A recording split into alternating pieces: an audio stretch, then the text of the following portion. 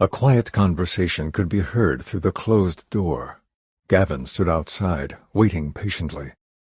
Finally, after about half an hour, the conversation waned. Gavin seized the opportunity and knocked on the door.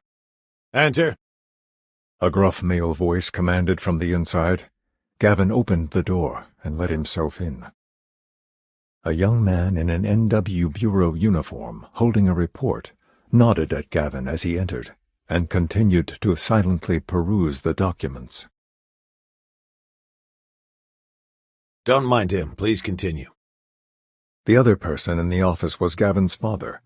His expression was exactly as Gavin remembered: furrowed brows, frowning pursed lips, and eyes as cold and steadfast as glaciers. The young man nodded and turned a page of the report. "We believe the persons responsible were also the ones behind the Celebration incident and the recent influenza virus outbreak. All the evidence points towards the involvement of Black Swan." He pointed to the virtual evidence board, and both men examined it for a moment. He raised his hand to continue, but Gavin interrupted him. "And the casualties?" He paused, awaiting the go-ahead from his commander. Gavin's father nodded, and he flipped to the relevant page. He informed Gavin that the casualties were much better than expected, with only 2 seriously injured and no dead. In addition, Ultima Bioresearch had developed a vaccine, so the virus was under control. The young man smiled as he delivered the good news. Hearing this, Gavin relaxed a little, and the young man continued his report for another 15 minutes. Finishing up, he bowed respectfully and left, not forgetting to close the door on his way out. As the door closed, feelings of anxiety and consternation overwhelmed Gavin. It was just the 2 of them now, and he had his father's full attention. Gavin was the first to break the silence. "Special Task Force is looking for Black Swan as well." His father's face remained impassive, though his eyes narrowed and held a hint of disdain. "And when they find it, they will discover it is nothing but an empty shell." "Empty shells have their uses." His father shot him a scrutinizing glare. "The evolution accelerator "Is not your concern." They're looking for a suitable evolver to enter the chamber. You know." Gavin stopped abruptly. His father's piercing stare bore into him. "Are you so eager to find her?" Gavin clenched his fist, trying to suppress his fury. Biting his bottom lip, he met his father's disdainful glare. "I know you're going to send someone to investigate. Let me go. I'm your best option." Outside the window, stars lit up the dark night sky. Gavin stood at the center of the meeting hall, looking up at the dome. The moon cast mottled patterns of light, like footprints on the ground. Standing next to him was a team of men and women, dressed in NW uniforms. They were whispering nervously to one another about the new mission. Black Swan is long gone. Are we really going after the Special Task Force? That observation center for excessive evolution sounds suspicious. But is this really necessary? I'm not sure. You should ask the cap. The group looked over at Gavin. He seemed unbothered by the attention. Uncertain, they continued to whisper. "They're sending us in to make an arrest." A worried young man scratched his head. But what if they arrest us? The team burst into laughter, and the young man smiled sheepishly. "Relax. They're not going to arrest you." Gavin hesitated for a second, and was about to continue, when a sudden noise was heard outside the door. Everyone froze in place. Gavin placed a finger over his lips. "We've got company." The clatter of heavy footsteps drew nearer, and it sounded like there were a lot of them. Gavin tensed up, unsure if he could take them out fast enough. With a bang, the door was forced open, and a group of people in white uniforms swarmed into the hall. Confused, each member of the NW team raised their weapon one by one. Then, taking advantage of their confusion, Gavin clenched his right hand into a fist, shut his eyes tight, and tried to ignore the violent winds erupting around him. A cyclone of gales with him at their center blasted through space, tearing at friend and foe alike without reason. The dark winds swept the hall, dislodging the great crystal chandelier above, which came crashing down in the chaos. In the wake of the piercing screams, the howling winds, and the violent destruction, profound silence descended, and darkness engulfed the hall. Gavin grit his teeth, his body tense, and his calm eyes filled with determination. The black tornado surrounded him. He placed a trembling hand on his chest, but showed no signs of stopping it. Only when every person was prostrate on the ground, and the door had been ripped off its hinges, did he release his breath. In the wreckage of the moonlit hall, footsteps could once again be heard in the corridor beyond. These were not orderly footfalls, as the previous ones had been. Seeing the bodies strewn about the floor, Leto raised his hand, and 4 or 5 figures behind him entered the room and began to search the hall. A timid young man at his side erratically scanned the room. I can't believe we ran right into NW. When they ask... It was just a misunderstanding. Besides, it appears that both sides took a beating. Leto glanced at him. As for Gavin's disappearance, you got an answer for that, too? The man nodded eagerly. At that very moment, Gavin's body was located. 2 men carried him carefully over to Leto. Leto nodded towards the exit, and they carried him out. The hall fell silent once again. Leto took one last look at the moonlit devastation and turned to leave the room. He awoke to a gentle breeze. The dark mist had cut off all visibility, and movement was impossible. Aside from that faint breeze, he felt nothing. Slowly, Gavin began to regain his senses. He could make out a blurry white light, and voices could be heard nearby. The evolution accelerator is almost ready. He's a very suitable candidate. You mean the evolution core? I thought it was already. He finally managed to open his eyes. Fragments of light came rushing in, and a quiet groan escaped his lips. The conversation ended abruptly. 2 figures, a man and a woman in white lab coats and protective goggles, were looking in his direction. They were holding clipboards as data flashed across the computer screen in front of them. The full scene in front of him came into focus, and Gavin was finally able to take in his surroundings. He was strapped tightly into a white seat. 5 buckles held him firmly in place.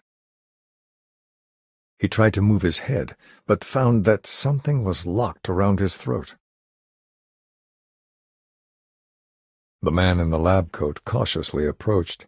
He appeared to be somewhat pleased with himself.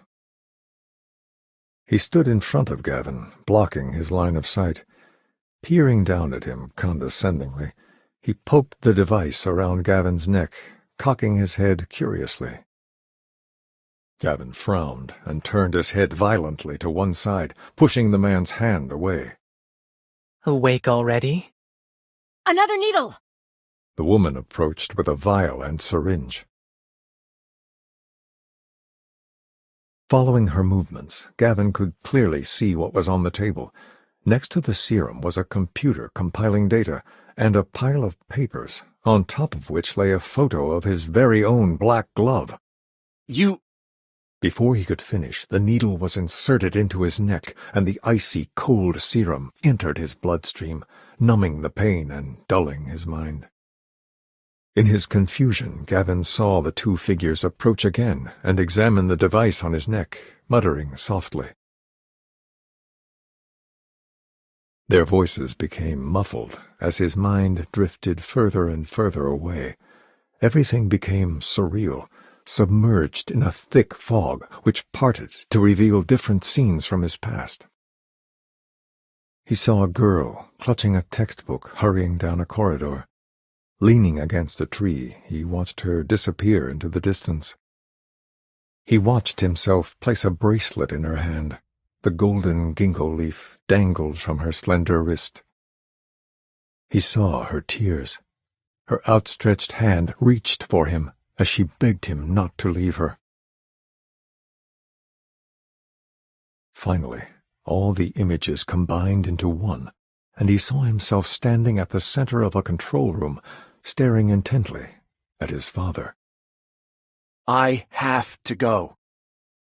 At that moment, there was only one thought in his mind. He must get her back. He heard a brief sound, and the door was pushed open.